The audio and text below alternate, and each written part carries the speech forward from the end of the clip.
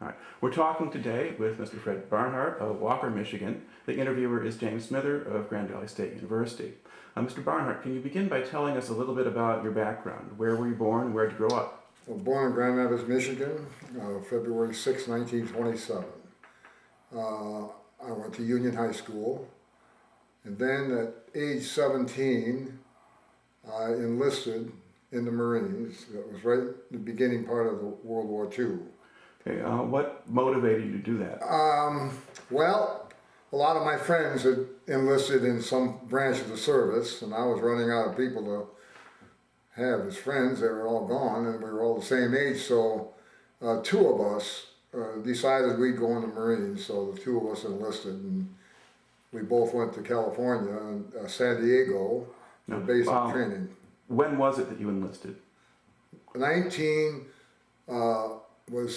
March, the early part of March, 1944. Okay, so that was basically as early as you could enlist. Right. Yeah. See, I turned 17 the day before. Right. Or a month before, I should say. And then another friend of mine and I enlisted. We just had to go downtown Grand Rapids in the old Gilbert building, and that was a Marine recruiting office. Okay. Once you enlisted, what was the process after that, once you first went to sign up? Well, it didn't, we had to wait about a month to go to Detroit for the physical, which took all day. Well, then we came back home, and then we were all notified at a little different time. Everybody didn't go at the same time. And during the war, they never wanted many people from the same city to be in the same outfit because they got wiped out. There's too many people gone. So then I went there to San Diego for basic training, and then from there I went up to Camp Pendleton, which is north of San Diego, up in Oceanside. I was there 2 months. Before we go too far further, why did you choose the Marines? Oh, that was, I saw a movie, and I forgot the name of it. It was all about the Marine Corps. It was all about their battle on the Guadalcanal and all that. And Guadalcanal Diary, maybe? Huh? There was a very famous movie called Guadalcanal Diary. Yeah, I think that was what it was, that right. Came out in Well, I 43, saw that, and I thought, well, doggone that, I'd like to enlist in that. All right. And I thought, as long as I was 17, I didn't want to wait till 18 because I could get drafted. Then I'd have to go where they wanted me to go. Right. Did you have to have your parents' permission to Oh, enlist yes. at 17? Yeah. Okay. All right. They did it reluctantly. Okay, so you're taken to Camp Pendleton then. Yeah. So, okay, and what's happening there? I was at Camp Pendleton for 2.5 months, I believe it was. And then we got aboard the ship. Nobody knew where we were going. They didn't tell you anything. And not until you was about 500 miles Before we away. get you onto the ship here, Pardon? can you tell me a little bit about the training process that you went through at Camp Pendleton? What kind of training did you get? How did they do it? It was hard, believe me. You got up at 5 o'clock in the morning, go out for roll call, and then you had to do some drill work. Well, then once you got that done and the sun came up and it started getting daylight, you went to the rifle range. The rifle range was probably the most important thing that you could do. And you had to shoot from 100 yards, 200 yards, and 500 yards with an M1 rifle. And you got graded. You could be a marksman, which was the lowest of the qualified, and then a sharpshooter or an expert. I was lucky I got expert. And after that, then you went on a range to learn to throw hand grenades. Then you went to learn to fire an automatic rifle. And that just about, once you got through that, you were supposed to be ready to go. And that was just about when I went. All right. How did the drill instructors treat you? Very, they weren't very nice.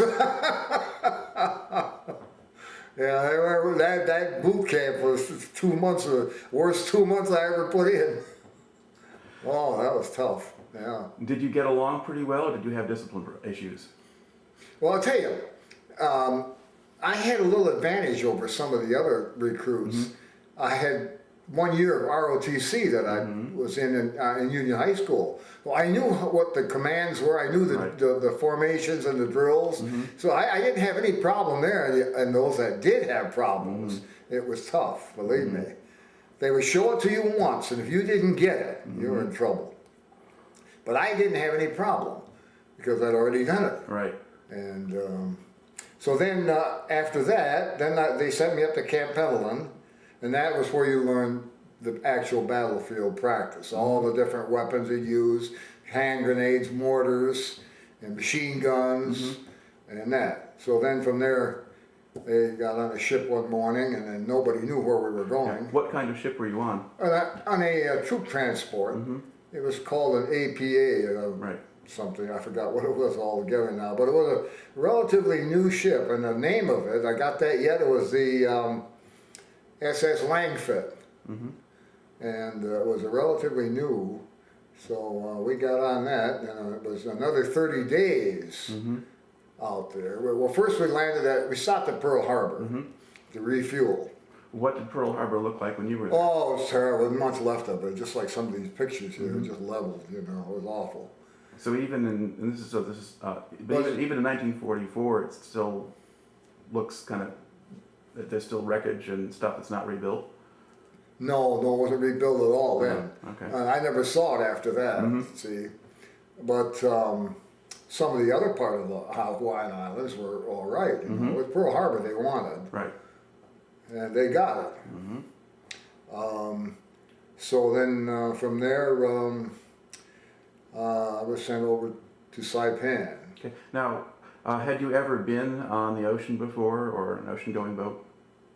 Had you been on a big boat before like that? No. So what was that experience like for you? I got seasick. I remember that. The first 3 days I was sick. But then, from then on, I was on 3 more ships after that and never got sick again. But that's the first time. But I wasn't the only one, believe me. Right. Okay. So they're taking you, and so you go from. Did you sail then from Pearl Harbor directly to the Marianas then?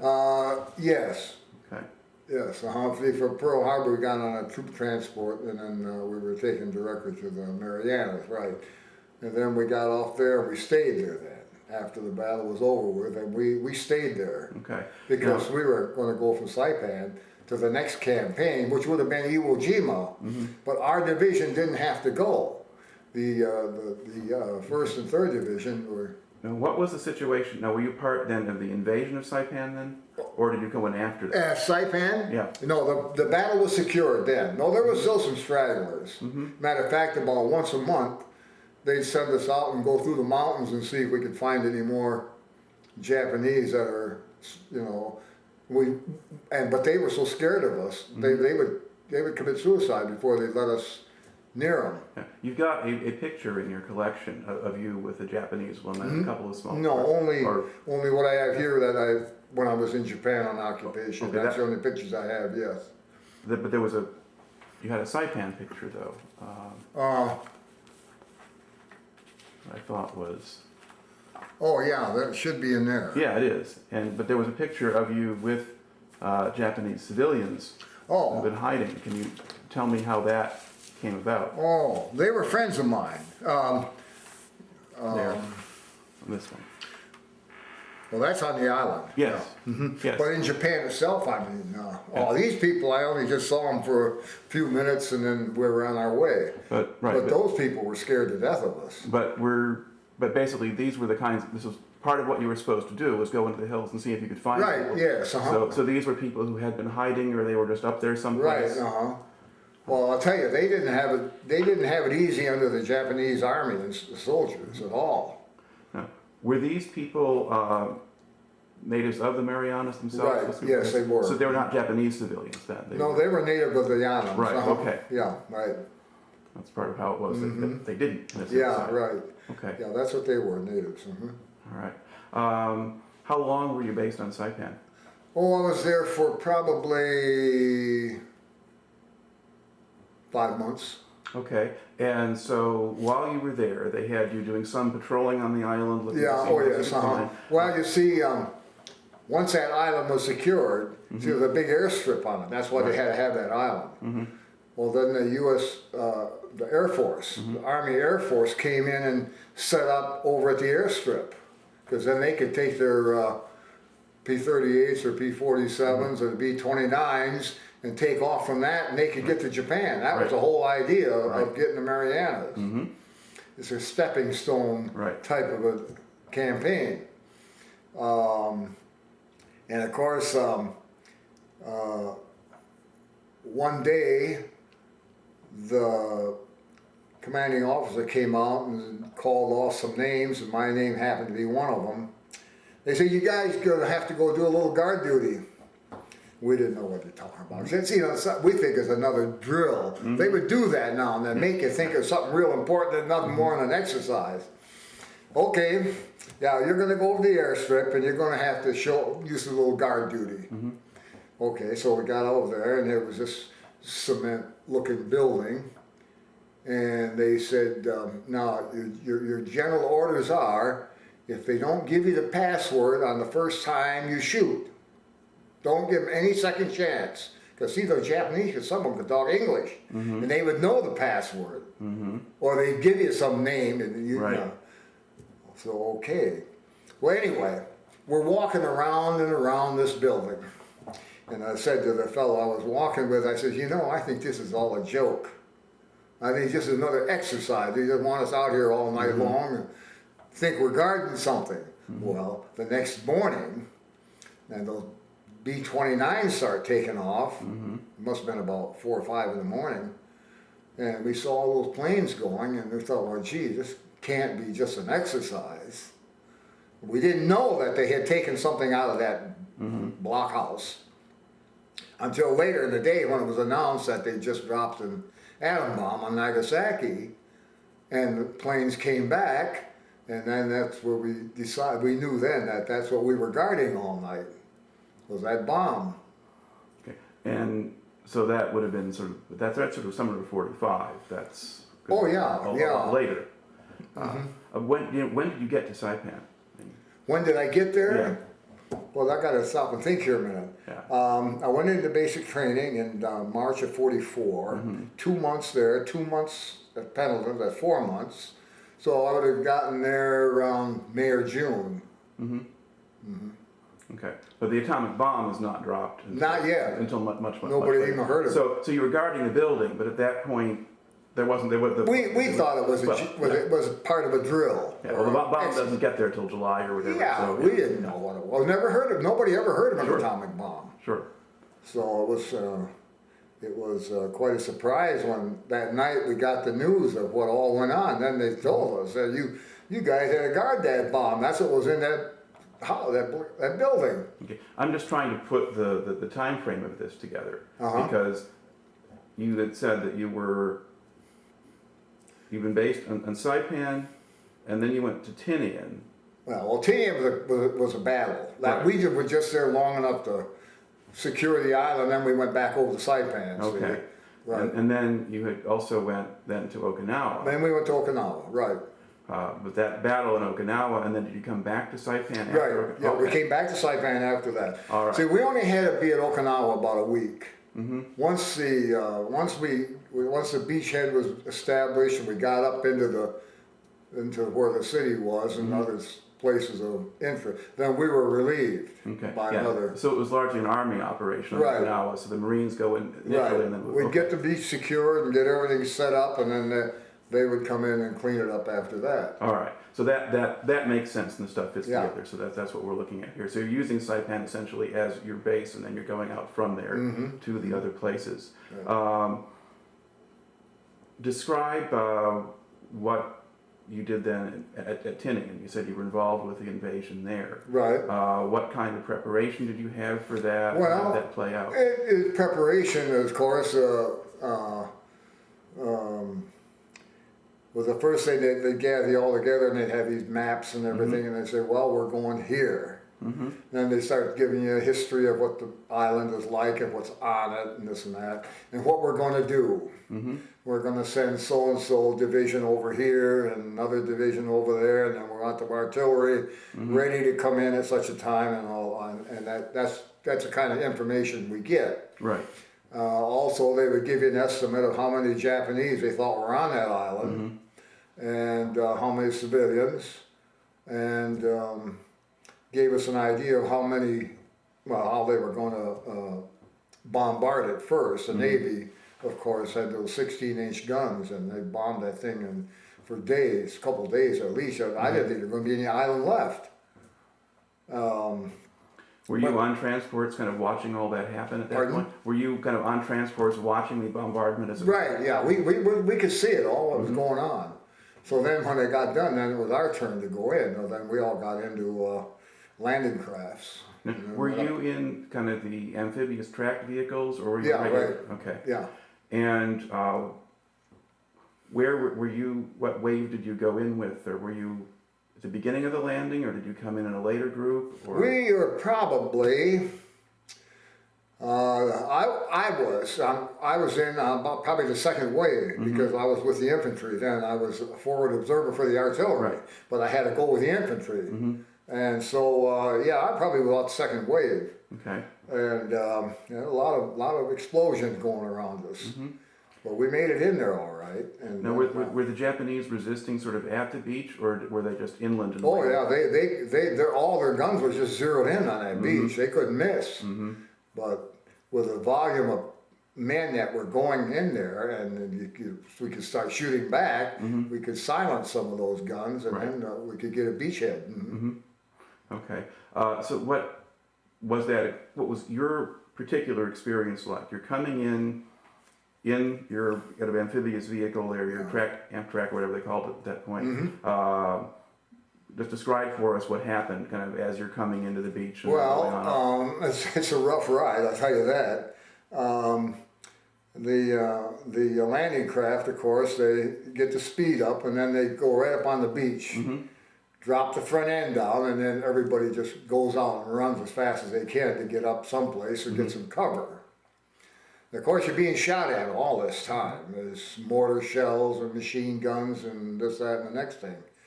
But meantime, the Navy was still dropping those big shells way up into the hills where they were all dug in, see? Right.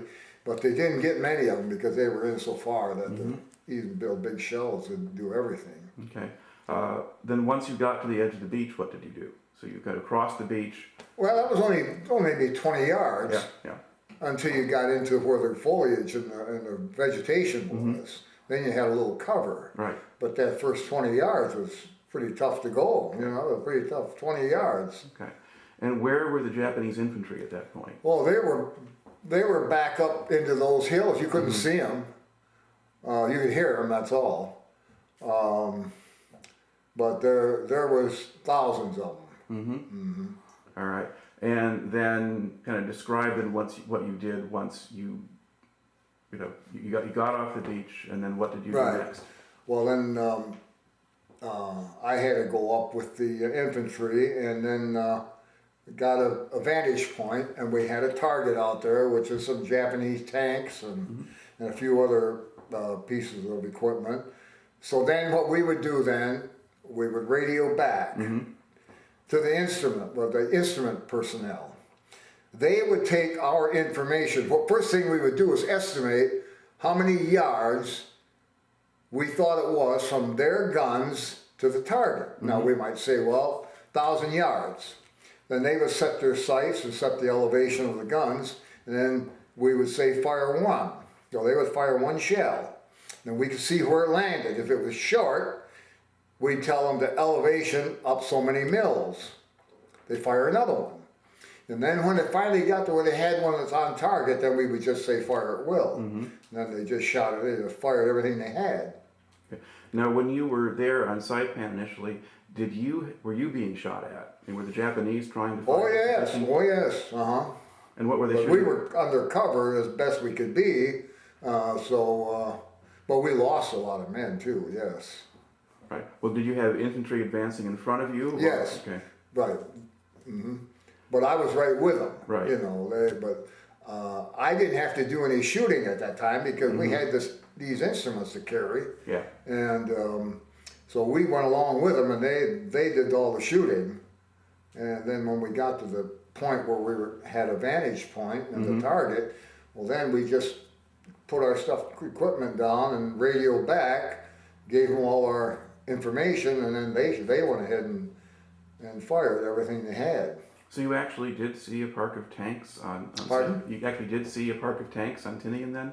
I mean, were there actually Japanese tanks there? Because you gave that as an example. The Japanese didn't have a whole lot of armor in the war. Right. So I was just kind of curious if you actually, but on Tinian specifically, you saw tanks? Or were you just giving a general example of how you worked? On Tinian, we weren't on Tinian very long. We were mostly on Saipan. But I was asking, did you actually spot tanks there? Because you said you were shooting at tanks, at Japanese tanks. Were there, when you were describing what you did as an artillery spotter, you talked about seeing a group of tanks and then calling it. Yeah. So I was just asking, did you actually see tanks on Tinian? Oh, not on Tinian. No, Okay. this is on Okinawa. Oh, Okinawa. Okay. Saipan Okay. and Okinawa both. Yeah. All right. But I thought that on Saipan you got there after the island was secured. Yeah, I got there after the secured. Okay. Right. There was still some stragglers up in the hills there, so they shoot at you once in a while, but we finally cleaned them all. All right. Now, back to Tinian, did your unit stay there until the island was secured? No. I went in and stood probably there a day or so, and then we went back out to the ship. Tinian was a little easier than Saipan, so I was only there a day or two at the most. Right. Did they withdraw the rest of the regiment, or did the men stay, but they just didn't need the artillery observers? Right. Well, they did, but they didn't need all of us. See, I was in the section of the 105 millimeter howitzers, and that's a long range gun. Right. The 75 millimeters are closer up. Well, they stayed. Right. And once we got done with what we had to do, we left. Yeah. Good. But they stayed on. Okay. And about how long did it take for the rest of the division to secure Tinian? Oh, that I don't remember. Probably a couple of days anyway. Okay. And what kind of casualties did the division take in that operation? Oh, the Marines lost a lot. Of course, we had no idea of the Japanese that were on those islands because either there was nothing left of them or we just didn't see them all. Right. But there was a lot of casualties. But there still was a lot of them that were uninjured. Yeah. So then did the division have to refit and take replacements and rebuild its strength before it went into action again? No, we really didn't. I guess we did have some reserves come up. But yeah, we went back out on the ship, and then from there, they cruised around in the Pacific waiting for the day they got the word from the president to land at Okinawa. Okay. So a lot of our trip from Saipan to Okinawa was a delaying tactic in some form or manner. There wasn't a hurry to get there because we didn't really need to be there right then and there, but we were on the ship anyway, so. Well, Tinian would have been, I think, late in 44, so after Yes. Saipan, and then Okinawa, the landings are sort of in April of 45. Right. Now, there's Iwo Jima in between. You always in between, yeah, February. because we couldn't have got to Okinawa without Iwo Jima. But see, they had there's the airstrip on Iwo Jima that was so important. Although that was important for refueling B-29s, it wasn't really a threat to attacking Okinawa, but it was another thing an operation that happened in between. But your division was not involved with Iwo Jima. No. You were. That was another Marine division. Right. There was two of them. I forget which one, the first and the third or whatever. Yeah, no, we didn't have anything to do with Iwo Jima, but they thought we were going to go there because they had such a hard time establishing a beachhead. But we were already, matter of fact, I was standing on the dock and the ship was right there, and I thought, then all of a sudden they said, well, you're not going. Well, that was the way it went. Okay. So then you do get prepared to go and head off to Okinawa. When you were going to Okinawa, what were they telling you about the mission at that point? Did you have much information? Well, pretty much the same as all of them.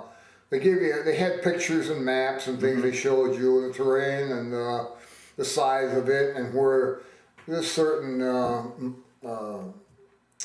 targets were located or where certain parts of their army was located and their air force and big guns and all that. They had that all spotted on the map for us. So that's what you had to go by. And did they show you that, give you that information before you got on the boats, or was it while you were on the ship? No, they don't give you that until you're out there just a couple of days before. Mm-hmm. Okay, so then when you finally do land, is your unit kind of in the initial assault force, or do you land as a reinforcement later? You mean when we got to Okinawa? Yeah. No, we went in there and we were there a few days and it was all shooting. But then all of a sudden they pulled us back and said, well, we're all through here. So-and-so is going to take over. Mm-hmm. And so we went back to the ship. Now, did you have much action yourself in terms of working as an artillery observer on Okinawa? So were you doing the same thing on Okinawa that you did on Tinian? Right, same thing, yeah. All right. We would see the target, Mm-hmm. radio back to the guns and give them all the information they needed, the distance and the elevation, and tell them what kind of a target it was. It could have been a group of tanks, or it could have been a group of guns, or it could have been troops and personnel. Right. So that's the things you told them. Mm-hmm. Well, when you gave them, if you told them that the distance was 1,000 yards, but that's from their guns, not from where we were. Right. Well, then they'd calculate how much powder to put in the shell to carry it that far. Right. And Then they'd what figure angle the to shoot elevation at. and the windage, and then they would shoot one, fire one. And then we see where it landed. If it landed short, we'd tell them. If it landed too far, then we'd tell them, and then they would adjust the sights. So how good were they? I mean, how many shots did it normally take for them to find the Not range? very many. Sometimes you get it on the second one. Mm-hmm. Yeah. Okay. Now, one of the things that you had mentioned before I started the interview, I think this goes back to Tinian, you mentioned that you'd actually seen the correspondent Ernie Pyle and been Now, there. Ernie Pyle was at Was it in Tinian? Okinawa. Oh, it was in Okinawa. Okay. Yeah. Then tell me about that. Well, we were up into these rugged hills, and cliffs and so forth, and Ernie Pyle was with us all the time, and he was writing it, and taking his notes and this and that. Of course, he had a helmet and his uniform the same as we did, except his said correspondent or something on it. Well, anyway, he was down this hill, and I remember one of my buddies yelled down to him and said, "Stay down there." And whether he didn't hear him or whether he just ignored it, we don't know. But he kept on coming, and then these mortar shells start dropping. And we yelled again at him, and he kept on coming. So finally he got up there, but he was behind a rock. And then all of a sudden he wanted to get out and see a little more, and that was when a mortar shell drops right behind him, and that was the end. Did you get a chance to talk to him at all while No, the unit? no, I never got a chance to talk to him. As a matter of fact, I didn't even know who it was until after it was all over with. Okay. We just thought he was just an ordinary correspondent. We didn't know it was Ernie Pyle. How common were correspondents? I mean, did you see a lot of them around? What? How common were correspondents? I mean, were there a lot of them who followed your division around, or were they kind of unusual? I was asking, did you see a lot of correspondents? Were there a lot? No. Okay. Not with us there weren't. There might have been in other outfits, there might have been more, but usually I only saw a couple. Right. Okay. And then about how long was your unit in action on Okinawa? How long? Yeah. Well, we were there. How long was I there? Yeah. About a week. Mm-hmm. And then we went back to Saipan. Okay. Now, while you were there, did you see much of the local population? Or, Very little. And were there any Japanese No, prisoners? they were hiding. Did they bring any Japanese prisoners at that point, or? Very few. Well, I never saw one. Most of them would die before they would be captured. Yeah. Right. Okay. And so then they take you then back to Saipan, and so, Right. and then that's the time then when you have your guard duty around the air base. Right. And, That's right. and Just building. before the first bomb was dropped. Okay. So we got to go back to that. Then, sort of, what was your reaction when you found out that's what it was? Well, it was a great surprise because nobody had ever heard of an atom bomb. Mm-hmm. Nobody knew that there was any type of bomb that would do that kind of damage, and so it was. We just didn't know what to make of it. Mm-hmm. It was just something way beyond us. They told you how that bomb basically operated Mm-hmm. with this atoms. Mm-hmm.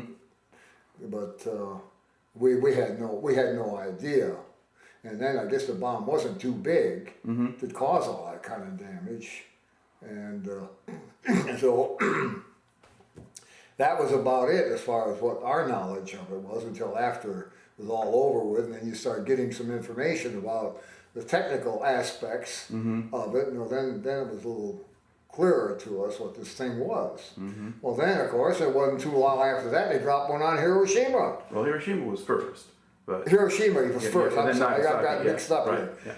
But the one at Nagasaki was supposed to have been a little bigger Mm-hmm. than the one at Hiroshima, as I understand. yeah, they were slightly different designs. Right. Mm-hmm. All right. And at the time that you heard about the bomb going off, were people saying that was going to end the war, or did you still figure we were going to have to invade Japan? I thought, my thoughts and some of my buddies, that we were going to have to invade Japan. But then it turned out the other way. Yeah, what was the reaction like there in Saipan when you found out the war was over? Oh boy. What a great joy. What did people do to celebrate? Well, there wasn't much we could do except yell and scream, and at that time there was no drinking of any kind. We would get once in a while we get maybe 2 cans of beer, Right. but once in a while there was no bars or anything like that. Or if you found some Japanese sake, you'd drink that, which tasted like strong cider. Okay. How long was it then before you got sent to Japan? Well, I got to stop and think here a minute. The war was over with, and it wasn't over a week or two that they told us that we were going to have to go. Okay. They wanted to get all the treaties signed and Mm-hmm. get things laid out as to who's going to go where. And so we were assigned to go to Nagasaki. All right. Now, what did Nagasaki look like when you got there? Oh, it was just nothing, hardly anything left of it. It was basically level, just a pile of rubble. But there were parts of it that were on the other side of the hills that were still standing, but there were no people. Yeah, it was total destruction. Now, where then did they base you if the city itself was destroyed? Where did you camp? Well, we were still, just put up a tent, which we all carried, And were you and putting you up, just laid on the ground someplace. were you putting up tents in the area that had been hit by the bomb, or were you a ways away from No, that? we try to get away from that, like into near woods or something, where it was, or even on the beach where it's just all sand, where you could put up a tent, Just there was just like 2 or 3 of us in the tent, or 4 of us, and so we'd get them up, and it wouldn't take very long. And then how long did you stay in Nagasaki itself? Okay, I was in Nagasaki probably 2 months. All right. Then from there I went to Isahaya, which is about 40 miles north and west of Nagasaki. From Isahaya I stayed there a couple of weeks, and I was sent down to Obama, which is another 40, 50 miles, down almost at the tip of the Shimabara Peninsula. And I stayed there the rest of the time. Okay. Now, what sort of place was Obama? How would you Oh, describe that? originally in peacetime it was a resort town. A lot of Europeans went there, a lot of royalty. It was a very pretty town, right on water. And then it had, you know, hotel after hotel, and different places of entertainment and all. And so then from Obama, if you went up the mountain 20 miles up to Unzen, that was another big town, but that was famous for the sulfur springs. Mm-hmm. Well, we had sulfur springs in Obama too, but Unzen was more famous. It was bigger, Mm-hmm. and those sulfur springs, they just came out of the ground, and then they piped them into the hotel, into the bathrooms. Right. What kind of duties did you have while you're posted in these places? What did you have to do? What did we do? What were your duties? Yeah. At that time in Japan, Mm-hmm. make sure there wasn't any trouble. Okay.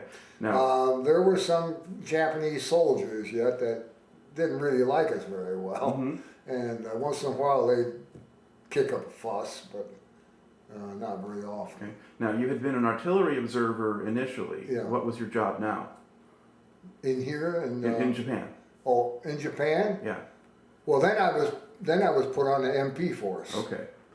Did you get any kind of training or preparation to be an MP? Yeah. Yes. Okay. Yeah. We had that. That was about a week or so, and then we went out. Mhm. All right. Well, describe what that duty was like. Well, basically, we had to watch the American troops so they didn't get in trouble. Mm-hmm. We had really nothing to do with the Japanese themselves. Their policemen themselves took care of that, and they were very good. Mm-hmm. They were very good, those Japanese policemen. And if you got in any trouble or there was any trouble, you'd go get one of them, and they'd straighten it out in a hurry. But we did not do anything to civilians at all. Mm-hmm. All we did was watch the troops, our own Marines. Okay. Now, did you get to know any of the Japanese civilians? Oh while you were yeah, there? very, very, very much. Yeah, there was a number of them that we knew very well, and they were very friendly.